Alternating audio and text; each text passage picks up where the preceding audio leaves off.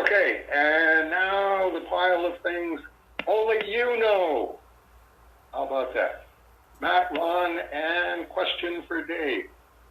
I'm an author who hates marketing himself. Big surprise, I'm not a New York Times best-selling author, huh?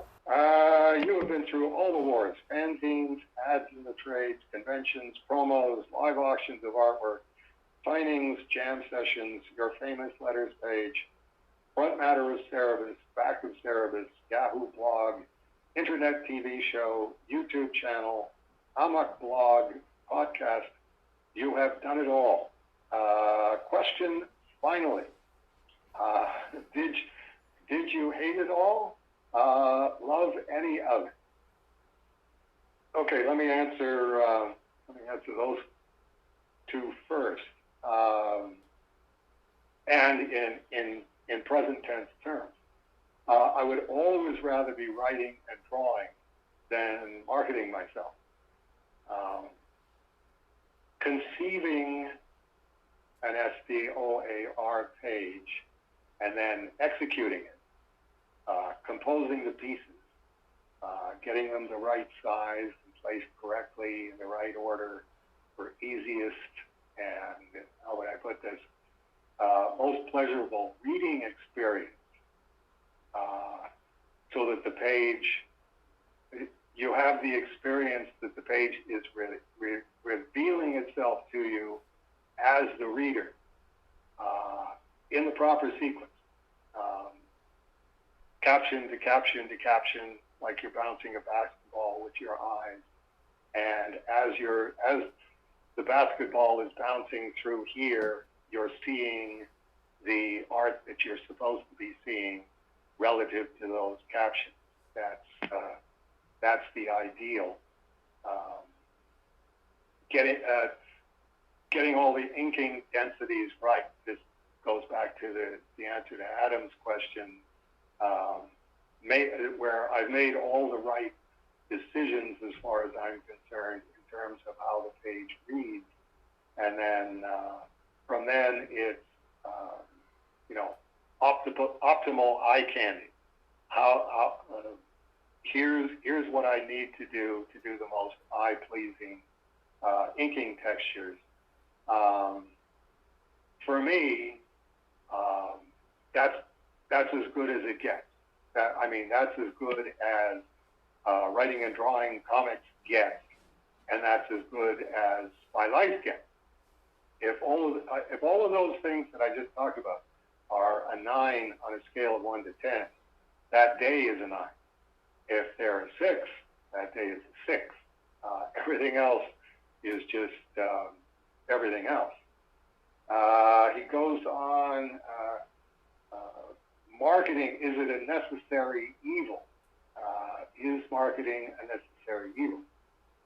Marketing is necessary. Let's put it that way. Creating a creative work is like generating a baby. If you generate a baby and your wife gestates it and gives birth to it, and you bring it home from the hospital and put it on a bookshelf, then just go back to whatever you were doing, the baby isn't going to live very long. What does the baby need? It's your baby, so win, lose, or draw, once you're past the oxygen, water, and food categories, in other words, the capital R require categories. The baby requires oxygen, water, and food. It's your call. I'm going to cite here Unintended Science is one of the shortest stories in Michael's Wild Monsters Dance About. So I'm actually going to read it here. I rush around the lab. Of course, it would happen first shift. No one's here yet, and I barely had time to burn my tongue on a coffee before I saw the news. Even I can't believe it. How could regular folks? Is this really an attack?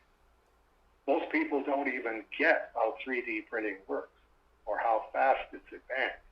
Only a few years ago, we were making little plastic models created virtually in a computer, and then boom, a 3D printer makes the object. Now we're doing advanced stuff, prosthetic limbs, military applications, body parts. Sure, maybe a few have seen a documentary about it, but civilians can't really understand the technology or how wrong it can go. Hell, even I don't get all the stuff that they do here. I'm just a tech. If something breaks, I call someone. Now, none of the bosses are picking up their damn phone. I must shut them all down. Of course, every machine is juiced up. I mean, we're busy, you know? No one imagined it would be dangerous to leave them on. I know that some of the guys have been making weapons, but just stupid stuff, like crossbows that shoot rubber bands. But an attack? Sure, our government is doing cyber warfare just like China and Russia, but fully formed? No, it's too much to imagine. Focus on the task. Power everything down. Okay, the smalls are down. They just plug into the wall to make self-indulgent plastic crap. These guys aren't attacking us for a custom bobblehead. But the bank of the medium Q312s isn't just a matter of pulling the plug or switching a switch. The mediums are for small-scale biologics, making skin for surgical grafts and the like. Two machines can produce small bits of human bone or something just like it. The tech is advancing so fast, almost anything is possible now. Luckily, no 3D printer in the world can do complex systems yet. Small organs, sure. Prosthetic limbs, yes. But this, it's too much. But there it is on every channel. There are labs all over the world. It's really happening. This is bad, very bad. I only wish today was just a nightmare. How are they even doing this? Okay, done. Good. All safe. 3D printers are all dark. Wait. Oh no. The beast, the room-sized VX329L. It was left on twice last month. That's the one machine that must get shut down each night. It draws too much power otherwise. Yet the absent-minded eggheads have forgotten before. Did they remember last night? It's deep behind security in the second sub-basement. I was so worried about what was in front of me, I hadn't even thought of the biggest threat area. The beast uses both biologics and hard material. The separate programs are meant to integrate in the same machine, to build components one at a time, then add other parts, like an assembly line. Descending down the 2 flights, I just make it to the beast. I see the real beast now, at least 5 feet tall. It's fully formed, strange eyes in places they shouldn't be. One arm looks like a weapon, rough gray skin interlaced with what must be metal. Wait, there's 2 of them. And I can see the printing of a weird skeletal structure fusing with a circulatory system to make a third. The aliens really are here through our own technology. They use the 3D printer like a transporter to start an invasion. Oh God, the first one eyed me. It's aiming the weird arm weapon at me. The end. Okay, so where are we here? On the first page of the story, this is what I made a note about. The passage where it says just stupid stuff, it says just stupid stiff. To proofreading purists like Jeff Tyler, that's oxygen, water, and food. But it's your story. How forensically accurate does it need to be? Your call. Wild Monsters Dance About has a great cover. I hope you show it a lot when you edit this, Matt. Your baby definitely benefited from Fiona Jade Media's cover mic. Good dad. You could do an audiobook of Wild Monsters Dance About. 21 stories, 162 pages. You could do a selected audiobook of 5 stories. That raises the question then, which 5 stories will live in audiobook form and which 16 will perish through failure to provide provide the audiobook necessities of life. You can dress up as Audrey Hepburn at Breakfast at Tiffany's and read Toasting Lester to bi-curious preschoolers at the local library. You're in California. Many local libraries will be happy to host you. But what does unintended science need? A movie treatment, a radio dramatization, computer animation? Or is it an I generated it, my wife gestated it, it's fine by itself on that bookshelf? It's a story, not a baby.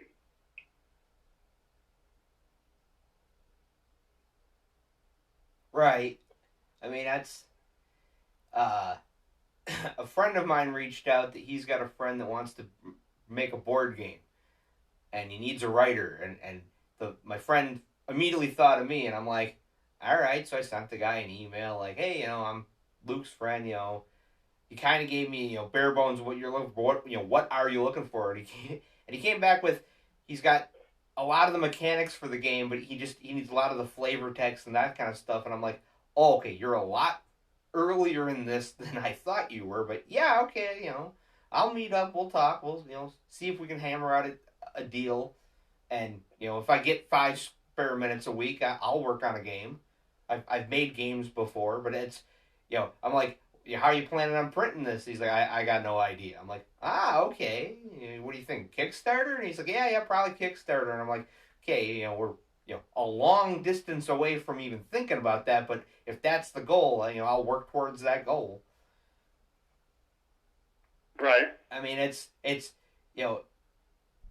J.D. Salinger. He wrote The Catcher in the Rye, and everybody knows The Catcher in the Rye, and he's got a couple other books, but like supposedly every few years he would go to his safety deposit box with a box about the size of a manuscript and deposit it. And it's what's going to happen with those? And there's some people going, oh, the family will print them all. It's like, yeah, the family might be under instructions of you're not allowed to do anything for 30 years. Right. But yeah, right. I mean, creative works are babies, but they're also like plants. If you want to give them, the good water and adequate sunshine, and see if they flourish. But remember, if you're planting them in concrete, yeah, they might grow, but they'll grow better in a nurturing environment. And that's right. where the marketing comes in. And if you are a creative person, it's all decision making. What plants you're going to water?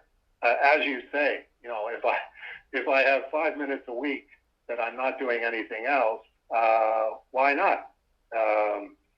But at the same time, it's where are you putting your time in, and what are the odds that you're going to get something back out of it? And it doesn't have to be, a kidney-shaped swimming pool and a Ferrari. It can just be, hey, I really like doing this. I didn't know that I would like doing this much. It doesn't really pay very well, but the creative satisfaction that I get out of it, that's what I'm getting paid as far as I'm concerned. That's what I was talking about with Strange Death of Alex Raymond. If the page is a 9, then if it took me 5 days to do the page, I will remember all of those days as 9, which really, for me, doesn't apply to anything else. I may have done other things. I probably did other things those days, but those were just things that I did. They weren't quality of life things. This is what gets me out of bed and enthusiastic to do the next whatever it is. And I don't know if this is going to keep going, but doing the manga Glamourpuss mashup one day, and then doing Strange Death of Alex Raymond page, and then another manga Glamourpuss page. I enjoy both of those in the same sense, and lately, I'm able to keep them up around for my purposes and to my taste, up around an 8 or a 9. So, as far as I'm concerned, life doesn't get any better than this. Well, good. I'm glad that it's not the waking up, looking at the drawing board, and going, I should have took up skateboarding. Right, right. No, it's not like that. It's the problem that I get into then is, well, you have to make money too. You you better be doing stuff that's bringing in actual grown up, keep your head above water 2023 amounts of money, which I think we're all having the same experience. Those goalposts are moving all the time. It's okay. I remember this from the 1980s. I'm old. Runaway inflation. Food prices skyrocketing. It's all you can do is say to yourself, okay, I need giant piles of money. And then it's like, okay, I need even larger giant piles of money than I already thought that I did. And now we have, in the U.S., the Inflation Reduction Act. And, okay, Canada is umbilically tied to the United States. So if that's a bad idea for the general population in terms of creating inflation, it's going to be a worse idea in Canada than it's going to be in most parts of the United States. So it's like, well, okay, then I have to go to DEFCON 3 levels of okay. I don't want to sell any parts of the service archive, but at what point do I phone Todd Hignite at Heritage Auctions and go, Todd, I'm going to send you a list of the things that I really don't want to sell, but I'm going to force myself to sell so that I can make the most amount of money on that and buy myself the most amount of Strange Death of Alex Raymond working time from it. And then it's, it's like ping pong. Then it's already back to me before I've even asked him. And it's like, well, okay, the cover to Cerebus number 5, let's say. And it's like, don't really want to sell that, but it's the first full-size cover. Service number 1, 2, 3, and 4, the covers were all drawn actual size so that I didn't have to pay to get a stat made when I was doing the color separation. I could just do the color separations right on top of the original, which is the reason that I did that.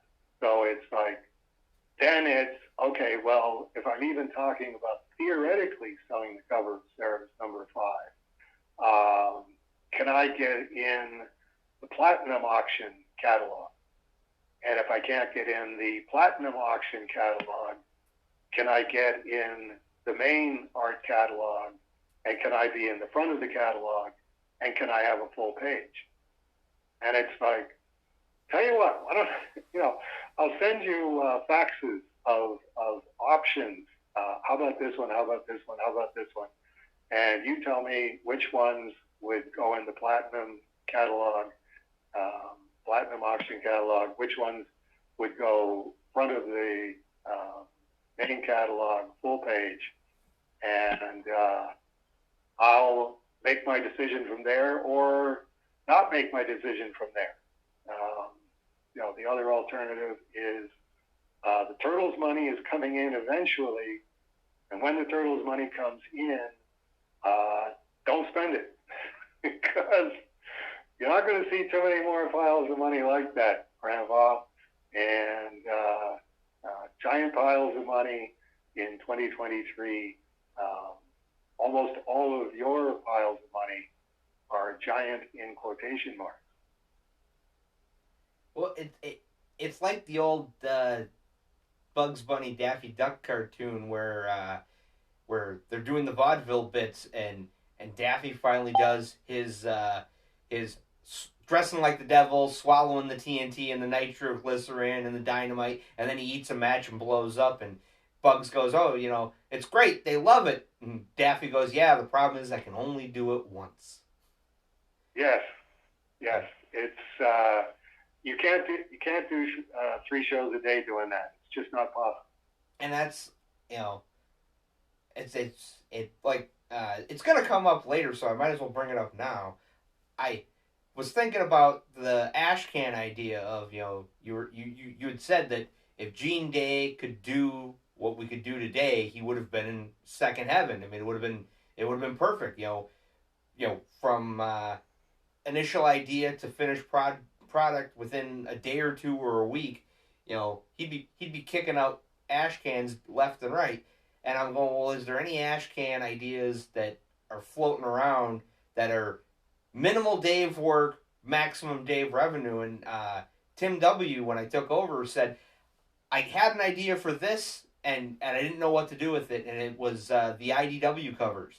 He had all of the commentary Right. you had written, and then here's scans of all the covers, but I guess because I found the email and I sent it to Birdsong because I had asked, hey, what do we got to do to make a proof to send to Alfonso?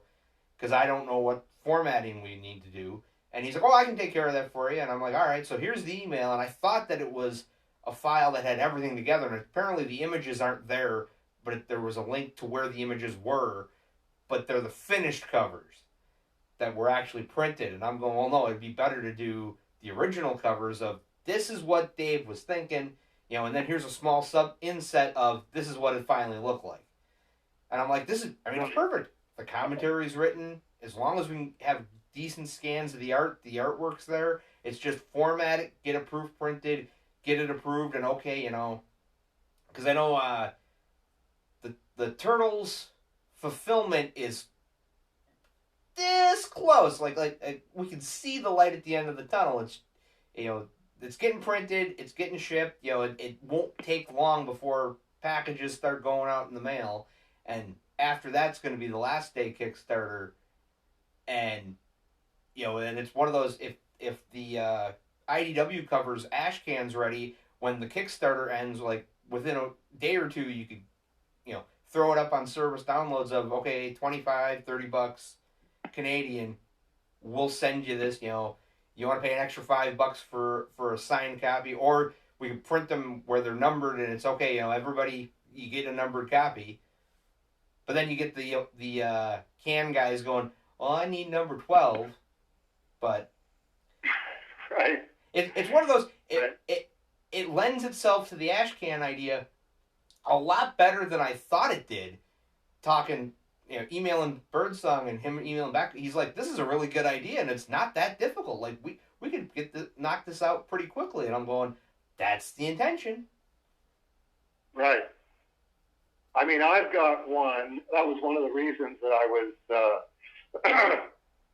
going through the closet, the upstairs closet with all of the manila envelopes in it, and pulling stuff out, because I've got the thumbnail for Cerebus number 4, and it's like that makes like a companion piece to the remastered Cerebus number 4 that we already did.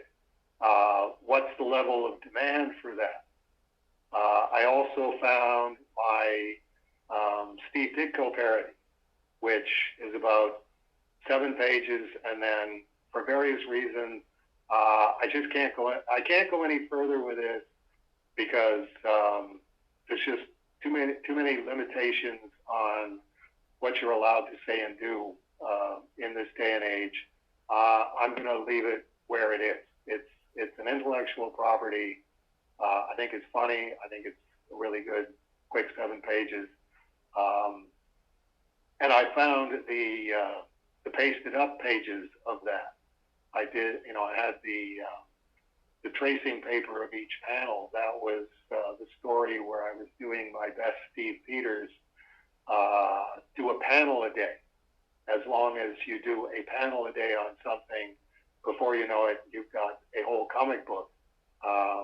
Especially if you're doing Steve Ditko and it's 9 panels per page and they're all the same size, which I found I couldn't stick with that.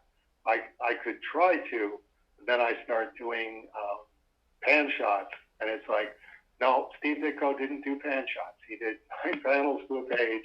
If you're doing Steve Ditko, each one of the 9 panels has to be a different panel, and you start over as soon as you're doing the next panel. What's the level of demand for that? I've got the mock-ups that I did where I pasted up Chester Brown's Gospel According to Mark, or actually the Gospel According to Matthew, but did the actual Greek lettering and then the interlinear translation underneath it, and went, okay, this is as far as I go before I actually have to start drawing something.